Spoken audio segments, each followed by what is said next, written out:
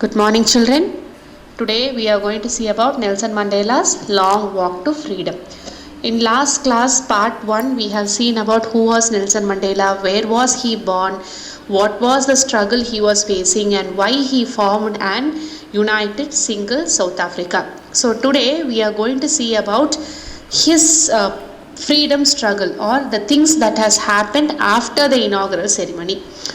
In that, the first part, if you see, there was a grand inauguration. As we have seen the class part 1, it was a grand inauguration. The inauguration was in front of lot of international invited guests and things.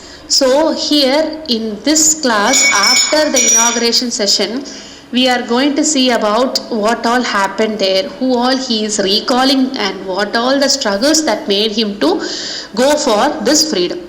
So after the inaugural ceremony was after this inaugural ceremony was over, he just had an array of South African jet helicopters that was just roaring up in the sky above the Union building. And after that, there was an marching of this military forces, police, all these things. And it was not only showing them the uniformity, but it was also showing a loyalty of the newly elected government. And there were a lot of people who is coming and saluting him. The people who were saluting him was having a lot of badges and ribbons on his chest. So this just recalled Nelson Mandela about an interesting thing, because that was the same people who came and arrested him, calling him a criminal. So it was just a history written moment, because everything is possible, because if you just sit quietly and if you work on your duty, definitely everything will come back to you. That was the real address that Nelson Mandela gives us. And apart from these things, the chevron of Impala jets, if you see chevron, it means the pattern of V. In the sky there was a pattern of V that was formed by the Impala jets, and they were having a smoke of different colors like black, red, green and blue and gold. This was the color of new South African flag. And after this session was over, there was a national anthem singing was happening, and there were two national anthems that has been done. That is, whites were singing their national anthem and blacks were singing their. And this was really a heart-breaking time, because where both were singing together, because this were not happening. This was the real sign of togetherness. Alright, and after that, there was this inauguration is going to be one of the emotional thing that has been happening, because few years later this black people were totally depressed by the white people. They were not even considered as a human being. There were a lot of inhumane things that was happening. So last decade of 12th century, it was not at all, it cannot be came back, or it cannot be reversed, but it was only a thing in the memory that people were not at all given their freedom and rights just because their skin color was black. So how was this history being reversed? Because it was because of the unimaginable sacrifices of thousands of people. So thousands of people fought the law with courage, and their sufferings, everything was repaid. And they were African patriots. Their noble line ended now, but it was not the effort of Nelson Mandela alone. Here Nelson Mandela recalls the efforts of all these African patriots who just gave their sacrifice just for the sake of these people. So he is thanking them on that moment. And he also says that this policy of apartheid, as I told you in the previous class, the policy of apartheid, in the sense the people were suppressed just for the sake of their color. So this was practiced in South Africa, and his country, that is South Africa, had a lot of wound based on this. His people had a lot of wound. It was not going many years, it was going generation after generation. Decades were totally being spent just for the sake of this apartheid.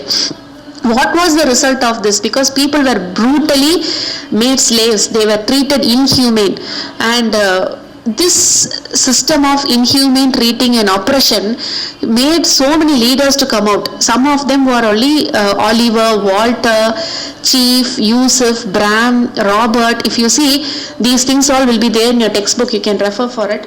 These were the people of extraordinary courage and wisdom. These people just came out like fire, they just fought, they just wanted to their people to be free from the system of apartheid. And he also says that his country is very rich in minerals, gems, everything is there. But the greatest wealth of a people is freedom, which they were not getting. There may be a lot of things that may be around them, but if they are not getting the things that they basically need, then there is no use of it. That he makes a remark of it here.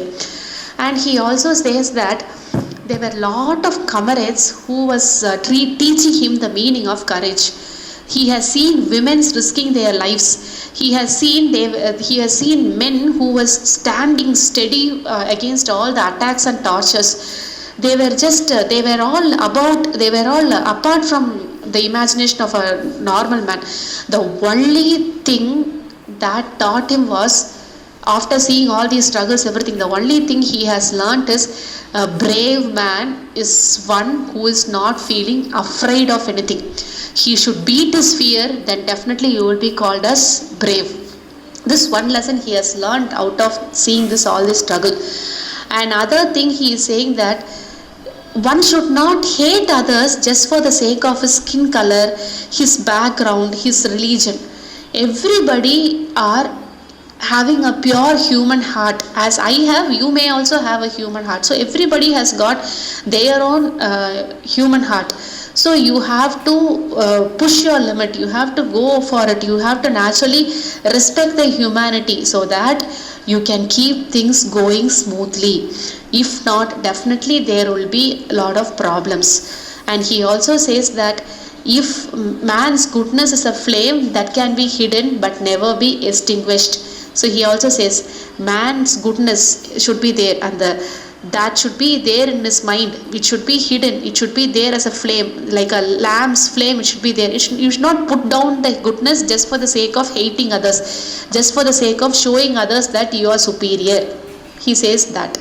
And he is also making a wonderful remark of twin obligation. Obligation in the sense duty. So every human being will have two obligations, one towards his family and other one towards his society. So towards his family, in the sense his parents, his wife, his children, so everything, you have your own duty. And his towards the society, towards the community, towards his country. So being a societal person and being a personal life one who is having there, you should know how to balance it. But in a country like South Africa, a man is born of his color in the sense black skinned people, they cannot fulfill both the obligation, because if you are going and fighting against your rights, you will be called as a criminal and automatically you will be called as a rebel. So you should either follow being obligation towards society or towards your your family. But I found that he is finding something, that I should be fulfilling my obligation as a son, as a brother, as a father towards the society. So I should pay my obligation towards society first and then towards my, so he's just prioritizing things, which first and which next. And he also says that he was born with a hunger to be free. He is making a quote that he was not born with a hunger to be free. Why he was not born as a hunger to be free? Because he didn't know till he was becoming a young man in Johannesburg, he didn't know that he has been curtailed in his freedom. He was playing in his huts, he was running along with his mother in the field, he was playing with his bulls and things. He was not troubled by any laws, or he was not knowing anything, because as a boy he was enjoying all the freedom. Afterwards, as a student, when he came out and when he was fighting for things, he understood that this freedom is being curtailed just for the sake of his color. So this made him to go for fighting against his rights. This made him to feel hunger for freedom. This made him to achieve the potential. This gave him the power to fight for it. This gave him the power to be following the struggle in such a case that it keeps him going. And It also made him slowly say that I slowly saw that not only was I not free, so he also find that he alone has not taken away the freedom. People like him, his own brothers, his own sisters, his own people who was having his own color is being taken away this freedom. So what can I do for it? I just went and joined Indian African National Congress. So African National Congress was the first step for him to quench the hunger of freedom, and afterwards he just started fighting for it, and he just